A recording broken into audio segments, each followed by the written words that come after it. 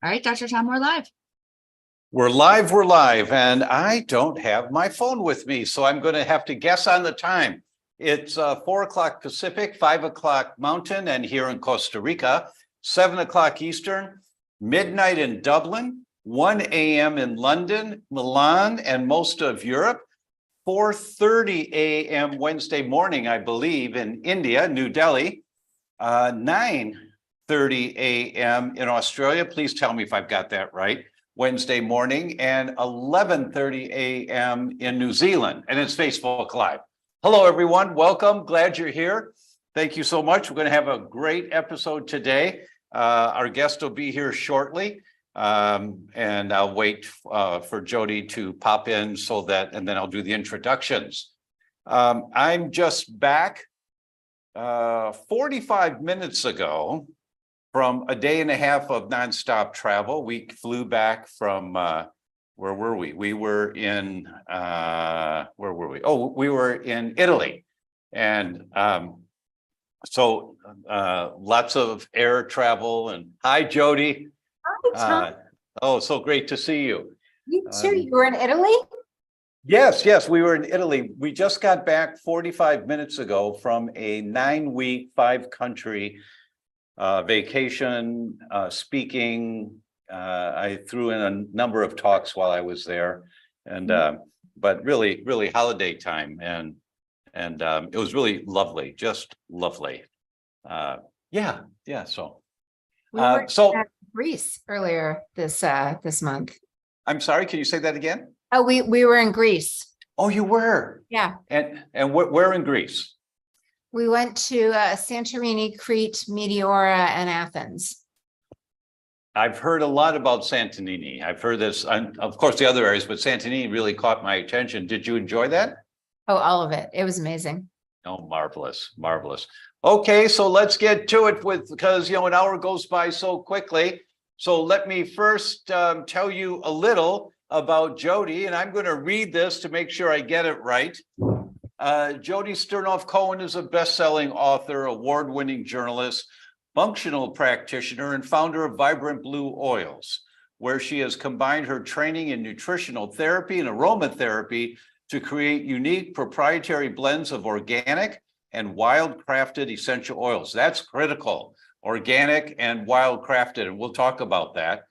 She's helped over 50,000 clients heal from brain-related challenges, including anxiety, insomnia, and autoimmunity. For the past 10 years, she's lectured at wellness centers, conferences, and corporations on brain health, essential oils, stress, and detoxification. She has been seen in the New York Times, Wellness Mama, Elephant Journal, and numerous publications. Her website, vibrantblueoils.com, is visited by over 300,000 natural health seekers every year, and she's rapidly become a top resource for essential oils education on the internet today. So, Jodi, once again, welcome. Really glad you're here. Oh my God, it's so fun to see you. And I can't believe you just got home 40 minutes ago. I know. And I was thinking about that. We woke up at... we had to wake Gio up at 5:30 yesterday morning to go to the airport. Well, actually, we got a hotel the night before at the airport, so we didn't have to travel too far that morning. But I was up at 5:15 yesterday morning, and it's 8 hours ahead there. So add 8 to that for the time now. Yeah. Nonstop, but all worth it. The price of admission. I've recommended to so many people over the years to watch a 8-minute video on YouTube. It's called The Price of Admission. And Ann will put the link in here for you. It's with Dan Savage, who's a character. But this is a quite wonderful 8-minute message that he's speaking to an audience, and it's a recorded one. And it's about relationships and couples, and what does it mean to be in a couple, and what's the price of admission to be in a successful couple, right? And so I use that term regularly. It's a price of admission.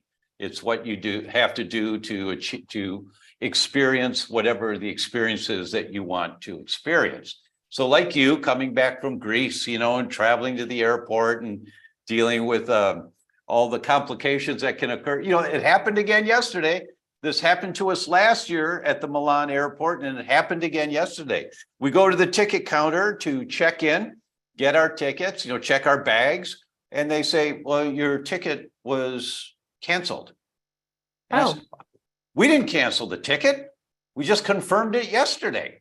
Well, I'm sorry, it's canceled. And, this is 8:00 in the morning, Milan, busy airport, and just craziness. And the same thing happened again yesterday. They said, your ticket was not ticketed. I said, what do you mean? We paid for it. It's on the credit card receipt, blah, blah, blah. I'm sorry, it's not ticketed. And, the agent there, and this is for everyone out there. If you travel and they lose your bags, the smartest thing you can do is be as sweet as possible to the airline representative that you're talking to. Yeah. She didn't lose your bags. And of course you're panicking because of everything that's in the bags. Oh my God, I need all my stuff. But she didn't lose your bags. I mean, so if I have to go in there, I'll walk in and I say, and I have to sometimes, with all the travel I do, I'll walk in there and I'll say, guys, I've got some lost bags or they're not here yet, but you guys have the worst job in the entire airline industry. And, the representative at the next station turns and looks at me, and the person who's in front of me looks at me and say, you guys have the worst job, because everybody is coming at you with their panic about the bags, and they're just nodding their heads, and you didn't have anything to do with it. On the way, we flew through Paris to get to Greece, and we booked it with Air France, and then it was being serviced by Delta, but Air France hadn't transferred the tickets to Delta. And so same thing, they could see the reservation, but they were like, we can't give you boarding passes. And so it was crazy early. And anyway, we wound up getting through to an Air France agent and killed them with kindness, and it happened. But yeah, you're right. And the irony, my parasympathetic blend, which I use like in those moments of oh my gosh, I might explode. Like this was not my vision board. I did not, anticipate this kind of stress, but you just have to stay kind of showing up as your best self and calm and kind. And yeah, that's right. That's exactly right. And if you would make a note, please, let's order me 2 bottles of the parasympathetic blend. I need to have it in my backpack. I've got it here in my office, but that's not going to help me when I'm traveling. So let's get a couple of bottles, please. Okay, so aside from all of that, hello, everyone. Really glad you're here. And this is such an important topic today about the value of essential oils. And for those that haven't heard me speak before about the difference, we have 2 different nervous systems. They fall under the category, the big term is called the autonomic nervous system. These things are automatic. You don't think about, well, I'm going to turn on this one right now, or I'm going to turn on that one. And there is a way of doing that with deep meditation, and you can get dramatic results. But in everyday life, we don't do that. So it's the autonomic, meaning the automatic nervous system and how it responds to the input of what you see, what you hear, what you taste, all of that. And there's 2 different branches to the autonomic nervous system. There's the parasympathetic and there's the sympathetic. And the extremes of both are the parasympathetic is when you're on the 8th day of a 2-week vacation with no kids. And your luggage. And you have your luggage, right? And the biggest decision you have to make is, should I have lunch at the pool or at the beach? There's no stress. That's your parasympathetic nervous system. And the sympathetic nervous system is the one that's automatic when a saber-toothed tiger is right in front of you, or a lion, meaning there's a threat. Anytime you see a threat, you hear a threat, you smell a threat, you taste a threat, and your stress hormones create threat in your body, the stress. All of that is your sympathetic nervous system, designed to save your life. Right. That's its design. And we're not going to go into the science because it'll take too long. And if you make a note, I'll do a video on those 2 nervous systems so it's easily accessible on the website. But what I want to say about it is that The architecture of our nerves, the way they're built tells us that the parasympathetic nervous system is supposed to be running about 90 to 95% of the time. Right. And the sympathetic nervous system, the fight, flight, or fright, is supposed to be running maybe 5 to 10% of the time. You Yes. shouldn't be fighting for your life more than 5 to 10% of the time. Unfortunately, in our society today, we've got that completely reversed. And it's hard to remember the last time that you felt on the 8th day of a 2-week vacation with no kids and your luggage. You know, it's hard to remember a time that you felt like that for most of us. Mhm. So we live in this state of sympathetic overexertion. Right. And what happens is that because of that, and that system is not designed to run like that, it's designed to run 5 to 10% of the time. So first you're in sympathetic dominance, you're protecting yourself. Then it just continues. You go into sympathetic fatigue. Then you go into sympathetic exhaustion. Then you go into sympathetic depletion. Now, Hans Selye, who coined the word stress with health back in the 1950s, showed us that young men, healthy young men who unfortunately die of an accident, their adrenal glands are the size of a walnut. The adrenal glands sit on top of your kidneys. They help you deal with the stress of life. Young men of the same age that unfortunately die of a degenerative disease, their adrenal glands are the size of a peanut. They're completely worn out, just completely worn out.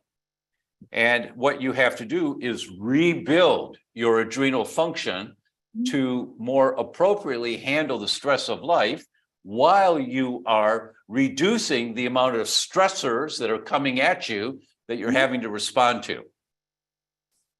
In that big picture concept, which, I mean, that's a PhD thesis right there that I gave you in like 6 minutes.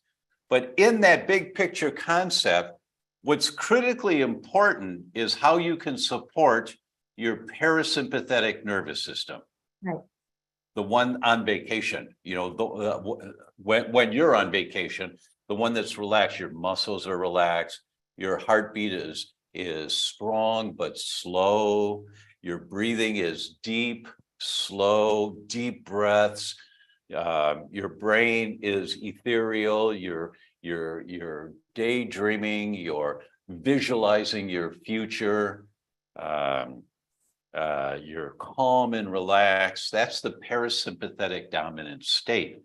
So anything we can do to support our bodies being in a parasympathetic dominant state more often is going to help you heal faster. That's a bottom line. You only heal when you only regenerate, you only revitalize your tissue when you are in a parasympathetic dominant state. And for almost all of us, the only time that occurs is when you get good quality sleep. You only heal when you sleep, unless you've trained yourself to have moments of parasympathetic dominance, like you have silent prayer on a daily basis or meditation. Or giving gratitude to the people at the airport. You know, Right. you go That's in right. frustration and anger and overwhelm. Good You want point. like gratitude. Really, You're helping me. This is wonderful. I appreciate you. That Yes. activates your sympathetic nervous system because it sends a safety signal. really good point that everyday life can support the parasympathetic nervous system. So I tell you all of that, which took 12 minutes here. I give you all that background because what we're talking about today is a critical tool in supporting your parasympathetic nervous system. And that is essential oils and the inhalation, your breathing of essential oils. Jodi, I don't know if you know this, but you may. And I learned a couple of years ago, the fastest growing cells in the body are not the lining of the gut, which I had said for many years, and I taught in functional medicine for many, many years. The fastest growing cells in the body, regenerating, are the nasal epithelium. You know why? Why? You know, Yeah, because the sense yeah, of smell is critical to safety. So you can smell fish and exactly, water and predator odor. That's the most important thing to keep you alive. When you lose exactly. smell, old people eat rotten food, and that's when they get sick. Exactly right. Exactly right. Most important function in the body is self-protection, Exactly. survival.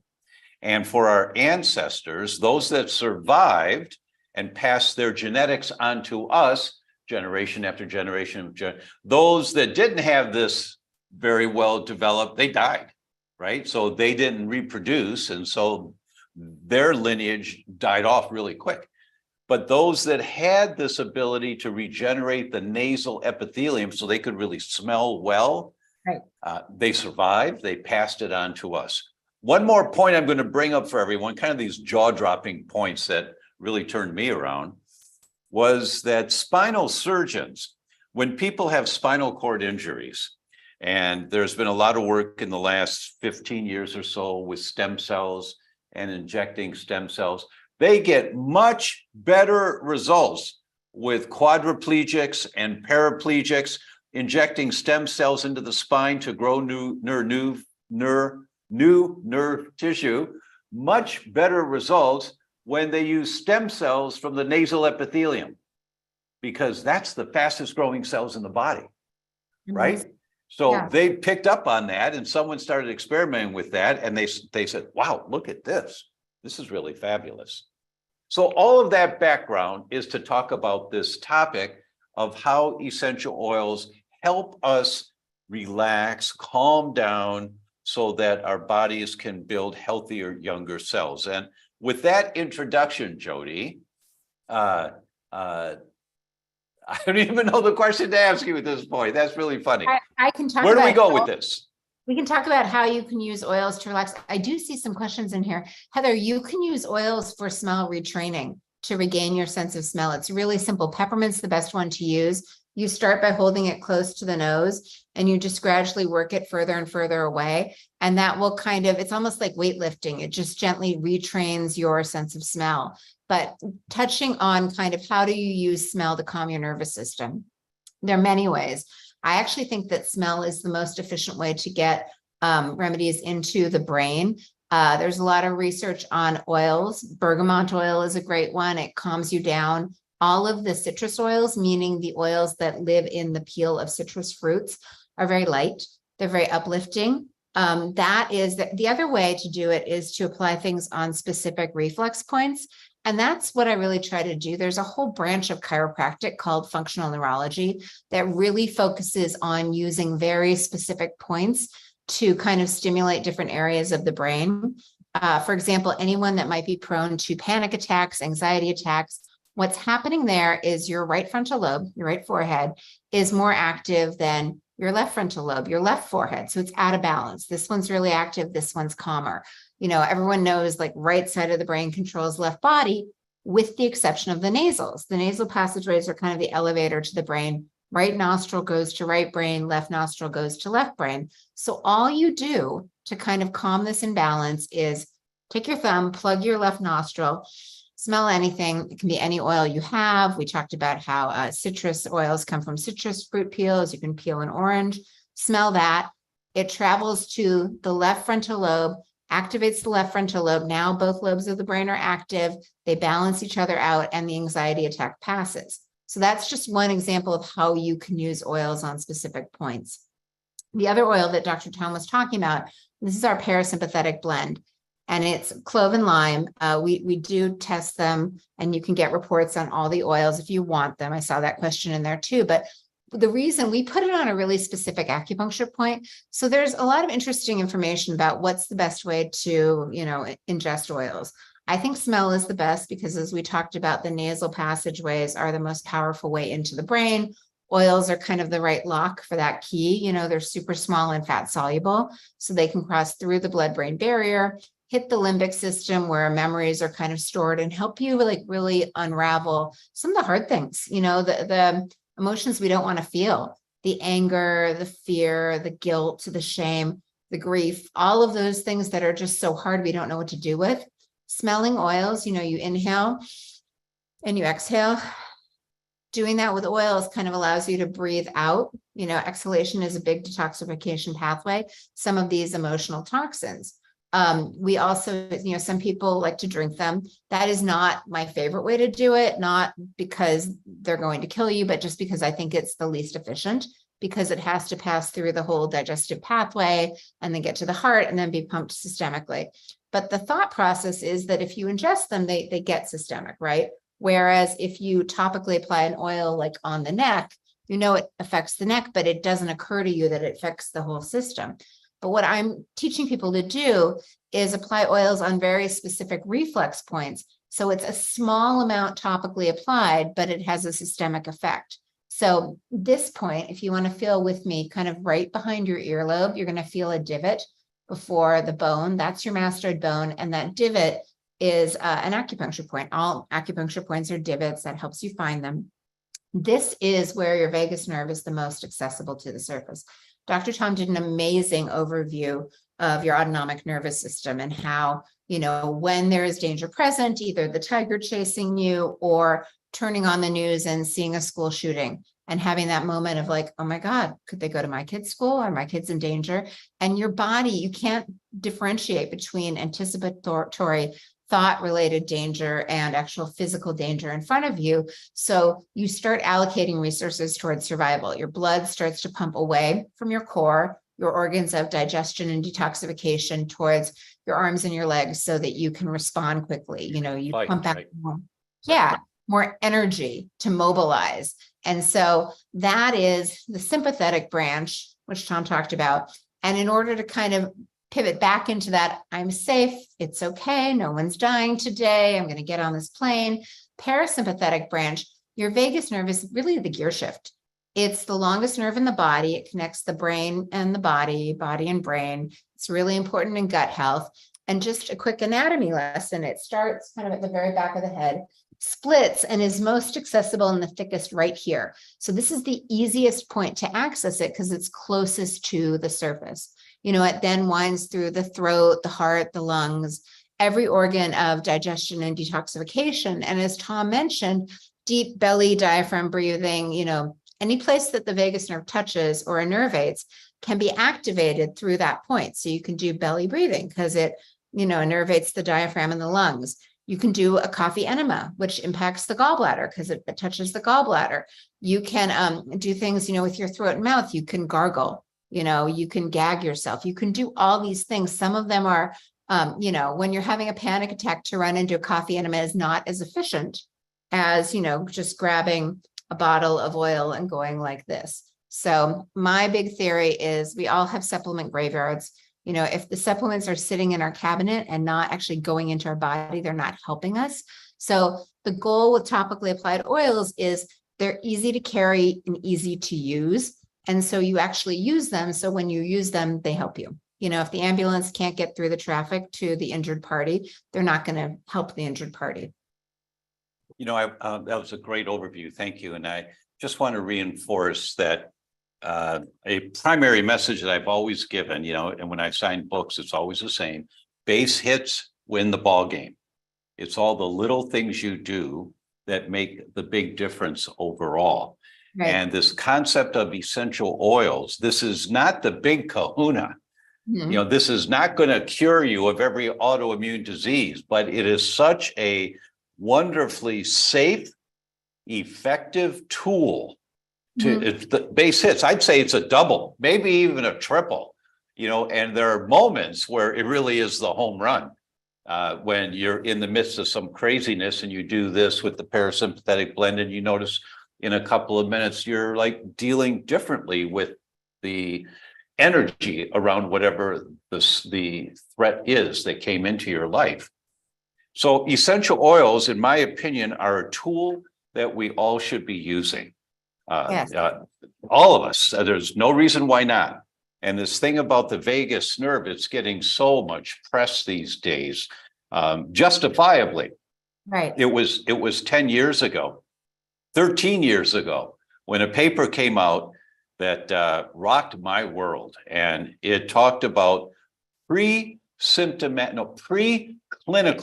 Parkinson's. No one had ever heard of preclinical Parkinson's. No one was talking about that concept. And I read the paper, and I called my friend at 10 o'clock at night. Hey, Tom, are you okay? He said, yeah. Well, it's 10 o'clock. What? I said, well, listen to the title of this paper. And it was about preclinical Parkinson's. And what they identified is that just like with Alzheimer's, we think of amyloid beta as being the cause of Alzheimer's. It's not, but it is associated with it. Right. With Parkinson's, it's alpha-synuclein. It's the twisting called misfolding of the protein alpha-synuclein. That occurs in the gut. And it occurs in the gut because of too many bad bacteria, not enough good bacteria in your gut. And this misfolded protein creeps neuron by neuron, like itsy bitsy spider went up the water spout, neuron by neuron up the vagus nerve into the brain. And they were startled. The researchers were startled that this misfolded protein doesn't go off into any of the tissue that the vagus nerve is going past. It stays in the nerve, and it goes all the way, years. This is going on for years, going up into the brain, and it has a magnetic pull to that area of the brain where Parkinson's occurs, and it accumulates there, and then the immune system fights it, and that's all the inflammation that kills off the brain cells, and eventually there's enough collateral damage, you start getting the symptoms, right? And it's much more complicated than that, but that's the basic mechanism that's occurring there. So anything we can do to help the vagus nerve function better is going to help us for anyone that's concerned about brain function, not just Parkinson's, but also Alzheimer's, also dementias of other types, that anything we can do. And one of the things that we can do on a daily basis is using essential oils. Right. And one of the things you mentioned, the neck, like there are, obviously if you're deficient in vitamin D, take a supplement, gut flora supplements are great. There are certain areas like the neck, which is really the bottleneck to healing. It's what allows, all the good things, the oxygen, the nutrients to get into the brain, and all of the things that you want to drain from the brain, the metabolic waste, any toxins. If you have amalgams in the mouth, you want it to drain down the neck and not go to the brain. And so applying oils, like we have a lymph oil. Someone mentioned they were going to get their amalgams out. You want to open the drainage pathways before you don't yell fire in the crowded movie theater without opening the exit doors. If you're going to, It's an analogy. That's a good one. Well, no, and it's great to get the amalgams out. That's fantastic. It requires commitment, but just make sure you're having regular bowel movements. Make sure your liver and your gallbladder aren't congested. Make sure that, your terminus is open and your clavicles are draining and all of your lymph is draining, so that when you remove these things, if any metal is mobilized, it leaves, and that's where I think oils play they almost have this secret sauce role, because it's hard. I don't think they're magic bullet. I think they work in conjunction with everything you do. You have to eat the right diet. You have to get rid of gluten. You have to detoxify. And, this just helps make sure that the neck is open, that the blood is flowing up to the brain, that the lymph is draining, that the vagus nerve is not compressed. If you've ever been, speaking of travel, in the middle seat in an airline between two linebackers, I've had flights like that, and you can't even read your book because your arms, there's no space. Think of your vagus nerve trying to signal with the lymph pressing on it. Our colleague, Dr. Marco Ruggiero, did some sonograms, some photos of the neck, and found that when, for chronically ill clients, that the lymph was pressing on the vagus nerve and impeding its function. And so he used topical oils like frankincense and a lot of what we have in our lymph blend, which allowed the lymph to kind of decongest and make more room for the vagus nerve. The vagus nerve could then have healthy signals, and the safety gauge was turned on, rest and restoration was turned on, and the person healed. That's marvelous. It's really marvelous. Colin has a question. Hi, Colin. Glad you're here. He's in Great Britain. And he says, with the cost of postage from the US to the UK, are there any suppliers of Vibrant Blue oils in the UK? We're working on a couple. We're really trying to make that work at the moment. And actually we can deliver. There are certain countries that are easy. Australia is very hard, but we can deliver things to Great Britain at the moment. And we do try to make postage affordable. We cap international shipping at $24.95. Hey, Gary on Zoom, he says, do you have GC/MS testing for your oils? And if so, who do you use for third-party testing? Yes, we do. And you can, ours are blends. So for example, like parasympathetic is clove and lime. You can ask for 2 at a time, just because we're constantly, the thing with GMS testing is every time you get a new batch, you have to test it and make sure that it's high quality. And so, yeah, go ahead and email us and we will send those to you. Great. There's an anonymous from Zoom. Anything for small fiber neuropathy, post-broken bone, soft tissue damage? So it's funny, I'd never broken a bone, and last summer I broke my hand. And so what really helped me was circulation, because what you need to realize, so we have nerve repair, which helps with the pain, but whenever you have anything injured in your body, it's not just the bone, it's making sure that the good things get in and the bad things get out. So circulation allows the blood to flow in and really bring the healing nutrients. And then things like lymph and fascia make sure that everything's moving. And so, all of the waste is taken away, and that helps to reduce inflammation. I've had conversations with colleagues in the past and talking about essential oils, because there's a number of different companies out there and essential oils, and the pros and the cons of blends compared to just the pure oil by itself. And I've never had enough experience to really know how to answer those questions. I trust Jodi. I've known Jodi for many years, and I know how committed she is to this.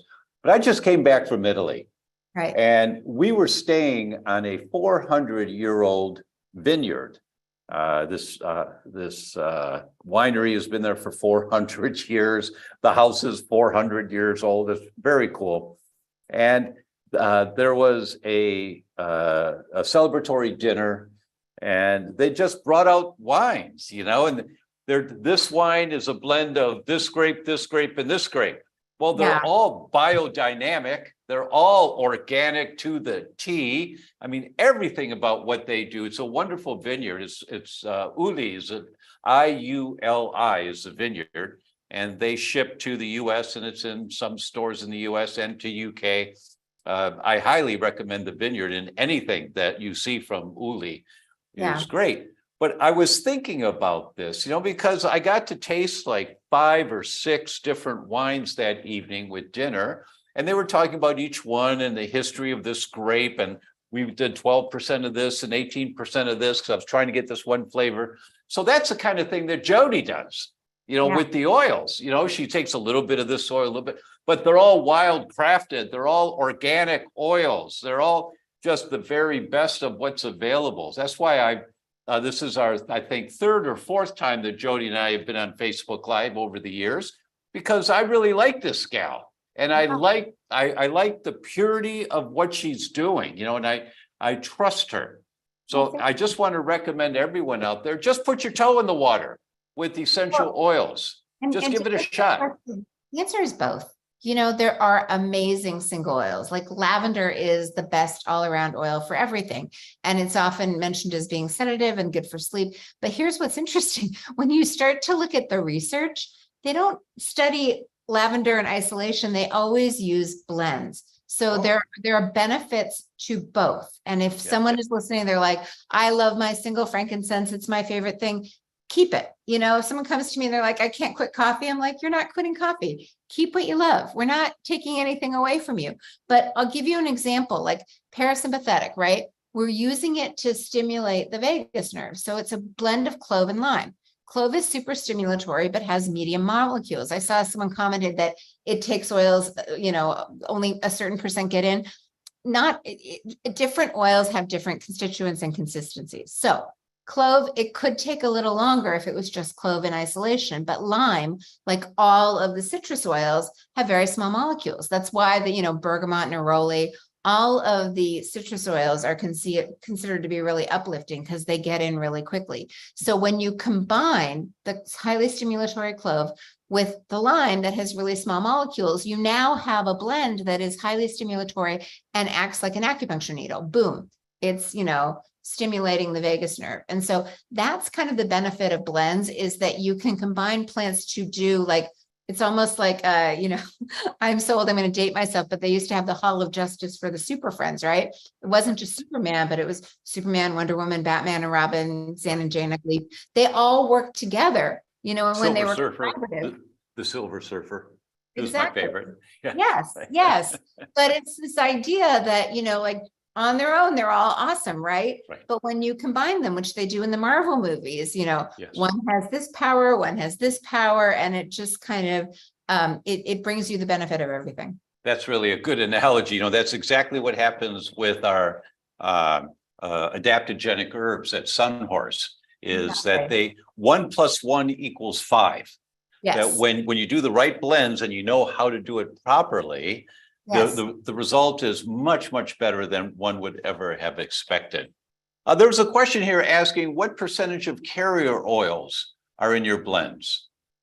They vary from like almost nothing to a little bit more. And the reason we do that, we want people to, I'll just tell you, like when I started making oils kind of showed up in my life at a rock bottom moment. And I was too overwhelmed to do research. So I just muscle tested and used intuition and came up with these things. And then afterwards, I went and researched them. And I felt like they made everything so complicated that I wouldn't have really dove in.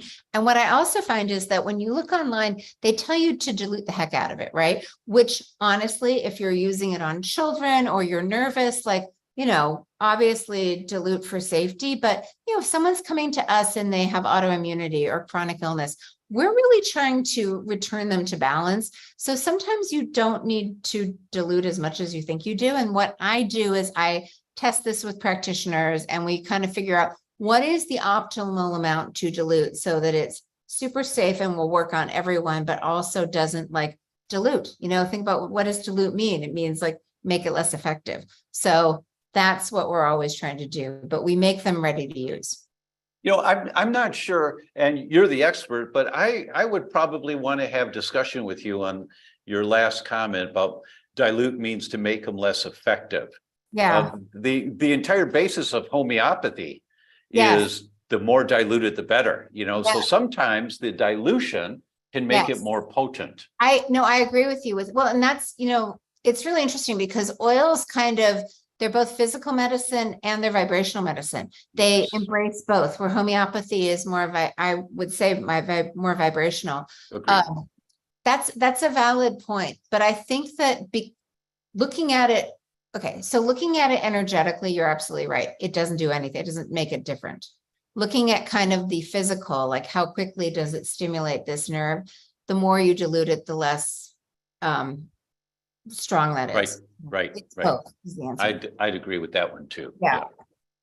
Let's see, which oils and where to apply to reduce inflammation for joints and muscles? We have an anti-inflammatory one that you put on the different joints and muscles. It's also really good. This is a great one to put on the bottom of the feet, like for anyone who has teenagers or not teenagers who have any kind of skin blemishes. This is fabulous, even for cold sores. You can put it on the bottom of the feet before bed, and it really calm inflammation while you're sleeping. Well, that's marvelous. That's really good to know. Why do you believe organic oils are better than other oils? Many farmers can't afford organic certification, yet use organic methods of farming. I see this constantly in Indonesia as the farmers are excluded from this club because of cost or it not being available. They use black pepper or moringa water as insecticide, and the snakes are rodent control. Do you carry other oils without this certification, but ones that can pass a GC/MS? So the reason I believe that organic is better, especially for things like citrus oils, is because the oils are the concentrated essence of the plant, right? And so if you're concentrating pesticides, you're getting concentrated pesticides, which I don't think is helpful for anyone. So I think it's really important that you're trying to be as clean as possible. That said, certain trees that grow in nature, they're not necessarily being certified. So that was what wildcrafted means. It grows in nature without pesticides being sprayed. But I do think, and I eat clean too. I follow the, what is it? EWG, the health, Environmental Working Group. Environmental Working Group, right. Yeah. Yeah. Yeah, Gary, I agree with you completely, but what you're talking about are these farmers in Indonesia, they're doing organic. They just can't afford to be in the club and pay for it. So they're still doing organic. You know, it's the same concept. And I don't, Jodi, do you have you know, your company continues to grow, so that means the amount of product you're producing is growing every year. So do you have small farmers that you're using, and do you stay with them, but they're at capacity production, so then you're going to the organic market? I mean, how does that work? We try to help them grow. We are very collaborative, and we work with the people that we work with to invest in them so that they can grow. It's marvelous. It's just marvelous. Let's see. Which oils help with severe anxiety? And of course, it's from Anonymous on Zoom, because this is severe anxiety. I saw earlier what oil smell through the left nostril. That one is kind of open. It doesn't really matter. It's whatever you like. Like if people are new to oils, I don't know why orange oil, you know, neroli and bergamot are wonderful and expensive. Orange tends to be really affordable, even organic, and a lot of people like that. For anxiety, for me personally, I use parasympathetic all the time, because what, you know, Tom was talking about earlier, anxiety is actually a natural response to danger, right? If the lion is chasing you, it's not a bad thing to be anxious, to like notice that's happening and be quick to react. It can save your life. It's that it's supposed to be kind of acute anxiety to save your life, not like chronic and prolonged. And so when you're like stimulating your vagus nerve and turning on your parasympathetic nervous system, you know, the opposite of I don't feel safe is I have choices. And what happens when you're in that fight or flight state, you know, when you're in danger, you don't really have time to contemplate the fate of the universe. You either need to figure out how to get away or how to fight back. And so the part of your brain that's really good at problem solving and executive function, your prefrontal cortex behind your forehead, kind of down regulates, because you don't want to have too many ideas when you're in danger, because then you could be vulnerable, you could, you know, be thinking and get killed. So what happens when you are then in safety, you know, turning on your parasympathetic nervous system, you're kind of able to see options. So the opposite of I don't feel safe is I have choices. And so what I personally do is I put the parasympathetic on. You can put it on one side or both, behind the vagus nerve on the mastoid bone. Take a couple breaths, and then just kind of think of, what are my choices? You know, and one choice is always I can do nothing. You have one choice. Another choice is I can do nothing today and revisit this tomorrow. Now you have two choices. Then, you know, it's almost like the ball starts rolling. Like if you've ever brainstormed or done like a brainstorming as a group, you know, you get like two ideas and suddenly everyone has ideas, and you get more and more ideas. And at a certain point, you're like, wait a minute, that actually is kind of helpful. Like I might, maybe I'll get a second opinion. Maybe I'll call this friend because she knows a good deal about that. Maybe I'll email Dr. Tom, you know. All of a sudden you have a lot of options, and then it feels manageable, you know, and that calms my anxiety. The other two things I do, I smell through the left nostril, and we have an adrenal blend, because sometimes when you get anxious, your adrenal glands release cortisol and other hormones to kind of amp you up. Dr. Tom has great products that are adaptogenic also to kind of calm you down. His fog cutter is good for activating your prefrontal cortex, but that's what I do. And I like to move. Somehow walking, there's something about the eye movement when you're walking. You know, they say that anxiety is kind of paralysis and you're stuck. But once you start moving and your eyes start tracking back and forth, it makes you less anxious because you made a choice. How can essential oils help with MTHFR issues? Yeah, that's a great question. So I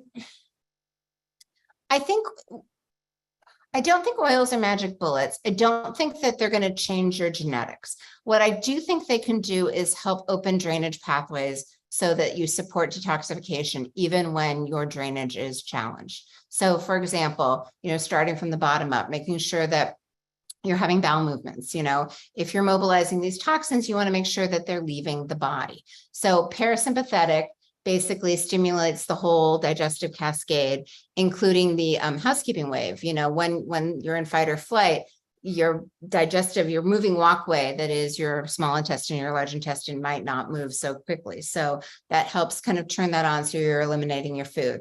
Then working up, we have an oil that you can put over your gallbladder that helps, enhance the flow of bile. You really need your fluids flowing. You really need your bile to move. We have two for the liver, one for the emotional liver, because the liver holds anger, and a lot of times when you're detoxing and for whatever reason, you're not getting the results you want, sometimes it's the emotional liver. And so just helping to, and so many of us have repressed anger. There's suppressed anger, like I'm kind of angry, but I'm not going to get angry because I don't want to get angry. And then there's repressed anger. I don't even realize how angry I am. And so our liver support oil helps with both of those. And then the parasympathetic, basically, your cells don't let go of toxins when there's danger. So making sure that you open it up to eliminate. And then lymph and fascia, lymph doesn't have a pump. So you need to kind of move, put your arms over your head. And it's really good. The terminus is kind of right here. It's slightly different points on everybody, but that's really the main exit valve for the lymph. So if you go ahead and feel with me, if that feels a little tender or congested, it's not bad to just move it a little bit, and also around the clavicles, the neck. My dear friend Kelly Kennedy, the lymph queen, talks about if you have your armpits should be concave. If you have arm puffs and not pits, that's just a sign that maybe your lymph under your arms can use a little bit more support. Good point. Good point. Yeah. Call it on Facebook says, what oils are good for constipation and fecal impaction? I've had IBS since I was 17, so I was always looking for a toilet. Now at 74, I've suffered constipation for the past 4 years. Yeah. Well, I'm not, with that, I would consider like bowel mover supplements. I would consider binders. I would consider coffee enemas. I would consider colonics. In terms of oils, we do have a parasympathetic blend that helps with the motility wave. We also, for little kids, have this blend called Calm. It's blue. And sometimes for little kids, like being constipated is more like anxiety and fear, because if you're constipated too long, it can be painful. So we have them kind of rub that around their tummy. And also, supporting the gallbladder can support bowel movements. Speaking of the tummy, Colin, there's an excellent book called The Oil That Heals. It's on Amazon. It's a little paperback book of a 50-year-old country doctor. No, not 50 years old, 50 years in practice as a country doctor. And he talks extensively about castor oil packs. Yes. And how to use castor oil packs on your abdomen. And especially for this condition that you're describing. So that book is called The Oil That Heals. It's on Amazon. It's a must read. I think you'll really, I think you'll send us a message in a few weeks. Thanks very much. That book was fabulous. Let's see. Are there oils that are helpful for ulcerative colitis? Where's the best place to apply them? Colitis, again, some of these are complicated, and I'm not going to say this is a magic bullet. We do have a gut repair kit, which is parasympathetic, anti-inflammatory, and that's the one I would recommend for colitis. And I would just do that clockwise around the belly button, and then intestinal mucosa. But obviously work with Dr. Tom, work with a practitioner, make sure that you're not eating inflammatory foods. Yeah, here's a really good example of base hits win the ball game. And that the oils can be a real help in dealing with colitis, but not very likely that they'll arrest it completely by themselves. Certainly possible, but as a team player in a bigger picture, it's a great concept to do. Just a great concept.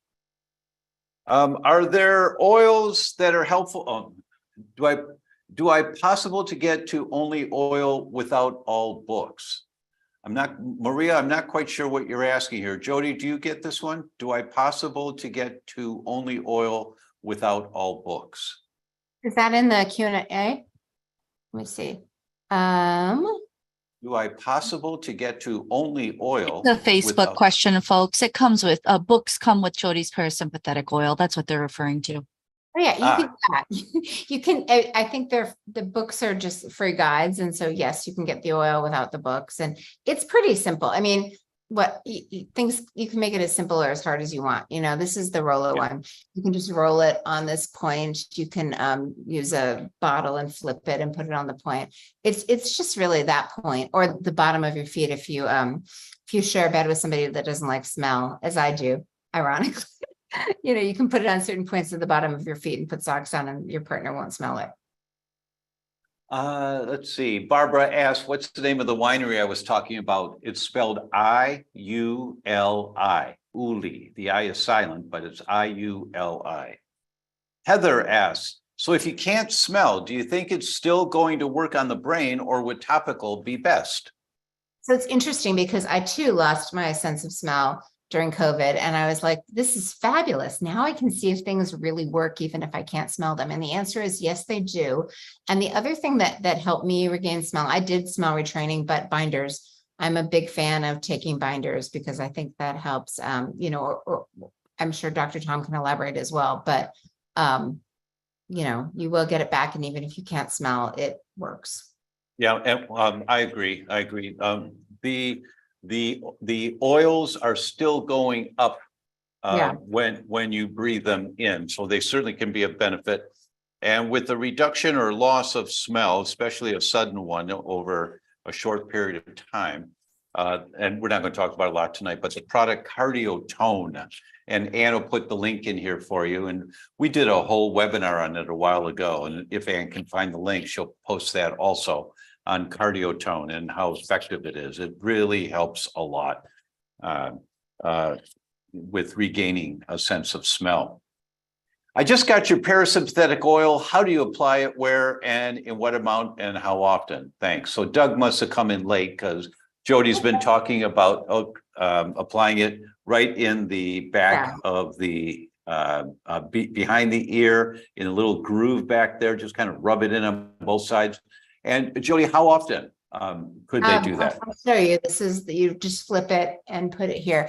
And it can be, honestly, if you're just starting, I tell people that book, Atomic Habits, How Do You Start New Habits? You pair them with old habits. Leave it by your toothbrush and just do it morning and night when you brush your teeth. And then if you start to realize that, I like this feels good, do it before meals. It turns on your digestive cascade. I think on election night, I was like, I can take up daydreaming, drinking, or I can use this. So I was probably using it like every 5 minutes, on those days that I struggle, I use it as much as I need to.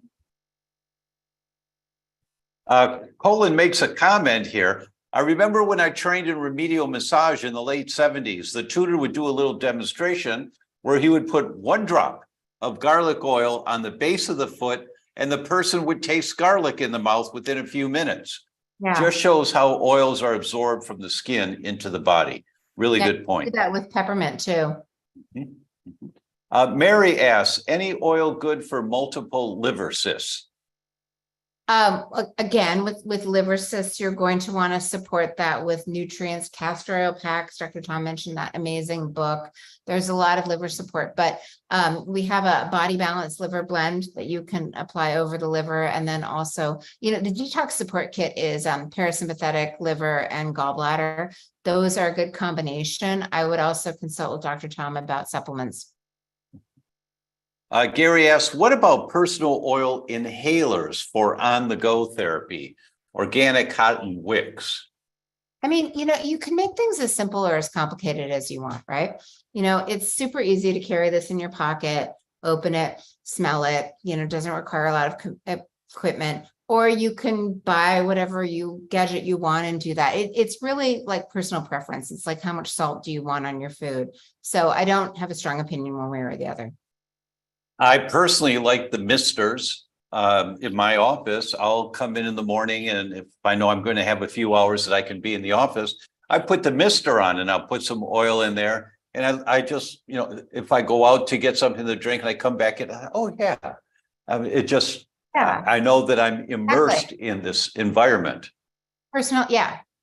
And see everyone, it's like, what color do you wear? Everyone, I'm wearing blue, you're wearing red. Everyone gets to do whatever fits right. Right.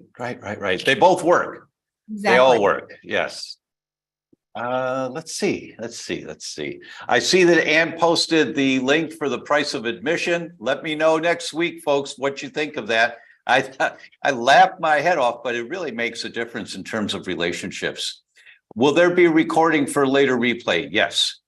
Greetings from New England with Christine. Thank you. Let's see. Jodi, I love your essential oils. That's from Suzanne Greenwood.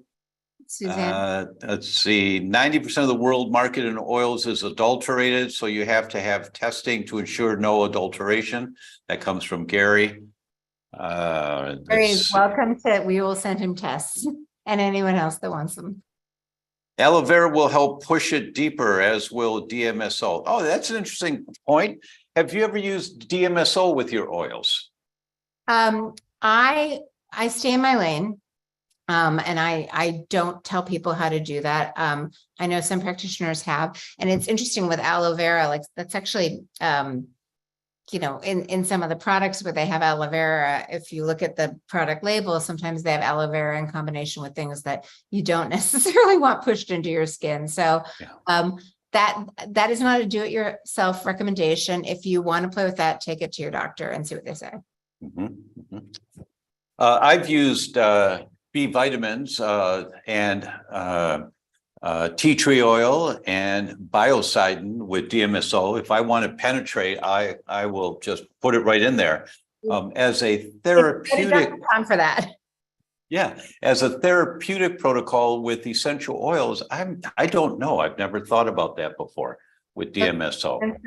So menstrual cramps are often related to liver stuff. And so if you start to support your liver and your gallbladder, our friend Sinclair Keneally is doing that liver reset, which is kind of great. Like I don't totally love the programs that help you move gallstones because I think that they can be dangerous and move gallstones into the gall ducts. But she does it, she spans it out over a month, so it's very gentle. But the oils would be liver oil, gallbladder oil, and definitely get that castor oil book because that can help a lot. Doug makes a comment here. Dr. Tom, thank you for such a great book. Halfway through, 2 days in, I'm new at this gut thing. What's the most accurate way to find root causes of chronic illness? The rule is test, don't guess. Yes. I know about the weak links. Are the weak links the cause of chronic illness? No, the environmental triggers that cause the inflammation that pulls at your chain, and the weak link is just the weak link on your chain. That's your genetics, but that's not the cause of it. It's pulling on the chain that's the cause, and that's the inflammation. So the question is, where is the inflammation coming from? That is the critical component to getting to root cause of whatever your symptom patterns are. Where is the inflammation coming from? EMF and infrasound activate sympathetic. How to activate parasympathetic during exposure to EMF and or infrasound?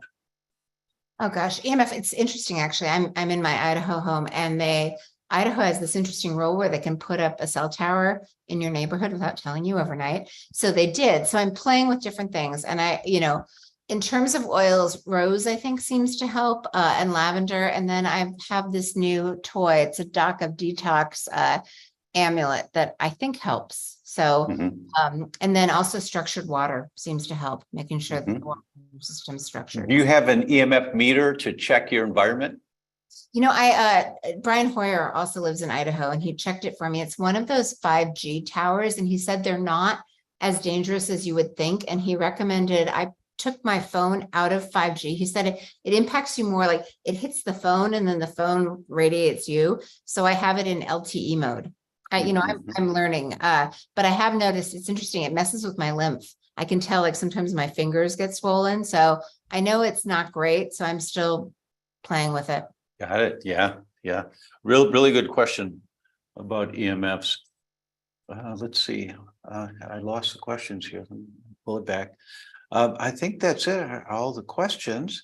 Well, we got 2 minutes to go. So Jodi, what's next on your list? What oils are you playing with right now and looking forward to refining?